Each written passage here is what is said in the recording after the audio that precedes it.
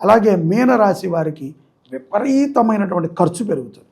ఎలా పెరుగుతుందంటే చూస్తాను నేను ఆ రోజు బయటికి వెళ్ళను అంటే, నువ్వు ఆ రోజు వెళ్ళకపోతే, దాని ముందు రోజు వెళ్ళకపోతే, దాని తర్వాత రోజు వెళ్ళకపోతే నీకైతే మళ్ళీ వచ్చే అమావాస్యలోపు ఖర్చుని తీరుస్తాడు.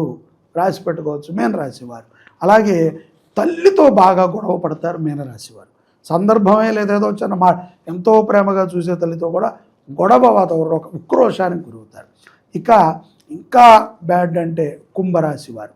అనారోగ్యం, మనస్తాపం, చీటికి మాటికి వీళ్ళని అవమానించక్కర్లేదు, నాకేదో అవమానం జరిగిందని ఫీల్ అవుతారు. ఇది ఒక నెగిటివ్ ఇంపాక్ట్. ఇప్పుడు మనం కనిపించారు, నేను ఏదో నవ్వలేదు అనుకోండి, నన్ను అవమానించారో నీలో నువ్వే కృంగిపోతే అది బయటికి చెప్పలేని బాధ. సో కంకు దెబ్బలు లాంటివి కుంభరాశి వారికి జరుగుతాయి.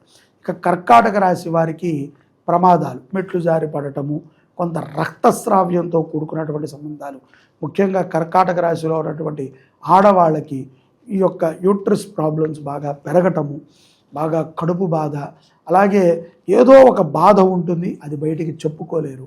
అటువంటి కష్టాలలోకి తెలిసి తెలియక ఈ కుంభరాశి, కర్కాటక రాశి ఇద్దరూ దూరుతారు. కాబట్టి తస్మాత్ జాగ్రత్తగా ఉండాలి.